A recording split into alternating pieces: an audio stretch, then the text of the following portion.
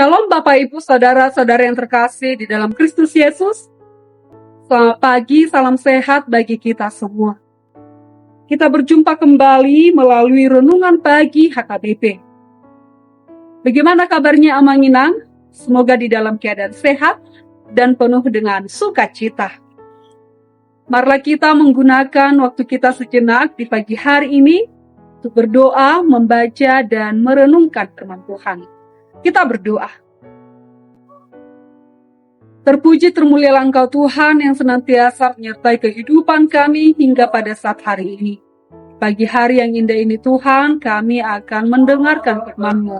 Biarlah firman Tuhan yang bekerja di dalam setiap kehidupan kami, dan firman Tuhan yang menguatkan kami di dalam melalui hari-hari kami. Berpuji termulialah Engkau Tuhan, di dalam Kristus Yesus kami berdoa dan mengucap syukur. Amin. Bapak, Ibu, Saudara-saudari yang terkasih di dalam Kristus Yesus, firman Tuhan yang mengawali aktivitas kita di pagi hari ini, Sabtu 9 Maret 2024, diambil dari kitab Zakaria, pasal 2 ayat 8, beginilah firman Tuhan. Sebab beginilah firman Tuhan semesta alam, yang dalam kemuliaannya telah mengutus aku, mengenai bangsa-bangsa yang telah menjarah kamu. Bab siapa yang menjamah kamu berarti menjamah biji matanya. Demikian firman Tuhan. Dan yang menjadi topik renungan kita di pagi hari ini, menjamah biji matanya.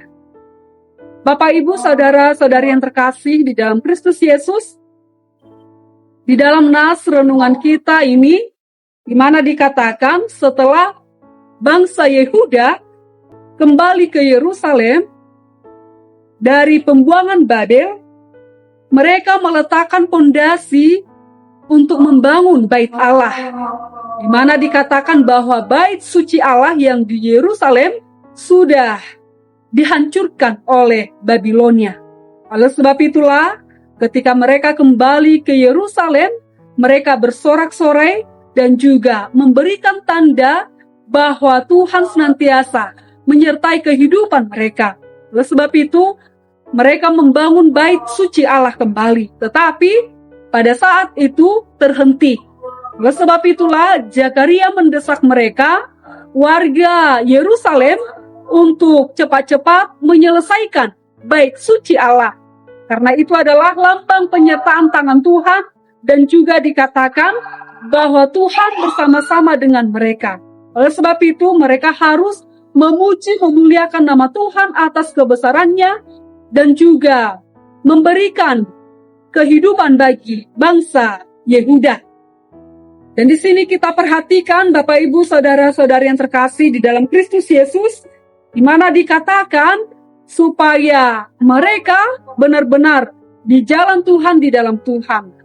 Memang pada masa-masa itu juga, mereka jatuh ke tangan Babilonia karena kejahatan pelanggaran mereka di hadapan Tuhan. Allah membiarkan bangsa-bangsa lain menjajah mereka supaya mereka mengenal siapa itu Allah yang berkuasa, yang memberikan kehidupan kekal kepada mereka. Oleh sebab itu Tuhan mendengarkan jeritan mereka dan juga mengembalikan mereka ke tanah Yerusalem. Oleh sebab itu mereka bersorak-sorai, memuji, memuliakan nama Tuhan. Dan di dalam kehidupan bangsa Yehuda ini, mereka sudah merasakan bagaimana mereka dijajah. Oleh sebab itu Tuhan memberikan keselamatan kepada bangsa Yehuda ini.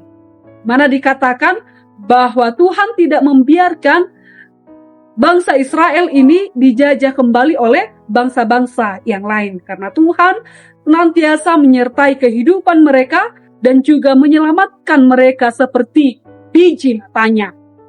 Oleh sebab itu, bagi kita juga, sebagai orang beriman percaya kepada Tuhan, senantiasalah memuji, memuliakan nama Tuhan, agungkanlah Dia, karena Tuhan senantiasa menyertai kehidupan kita. Tuhan memberikan hidup kekal bagi kita, di mana Tuhan mendengarkan jeritan kita, semua apa yang kita rasakan Tuhan tahu.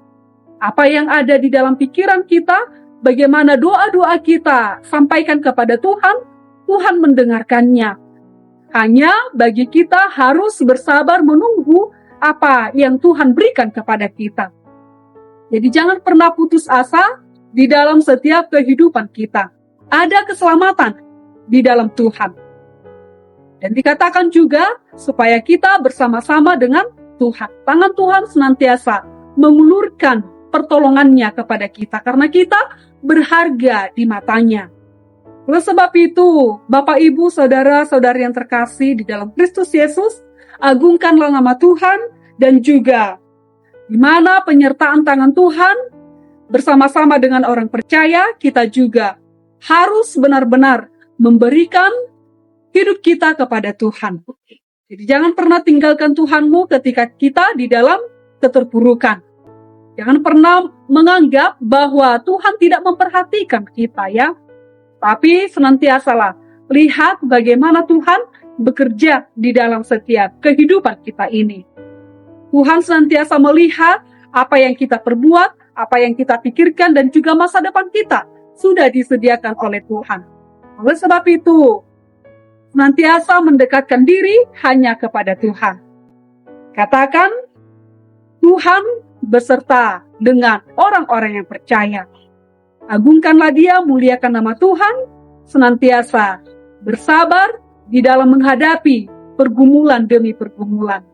Karena Tuhan ada bersama-sama dengan orang yang percaya kepadanya. Amin, kita berdoa.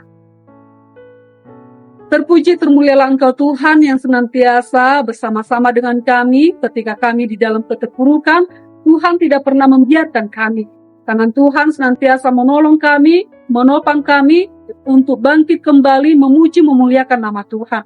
Supaya kami melihat keagungan Tuhan. Begitu dahsyatnya Tuhan di dalam setiap kehidupan kami. Bapa yang baik, sertai kami Tuhan di dalam satu hari ini, di dalam melakukan segala aktivitas kami. Biarlah aktivitas kami berkenan di hadapan Tuhan. Sertai kami Tuhan di dalam satu hari ini, supaya kami senantiasa mengandalkan Tuhan dan takut akan Tuhan di dalam hidup kami. Terpuji termulialah Engkau Tuhan di dalam Kristus Yesus. Kami berdoa dan mengucap syukur. Amin.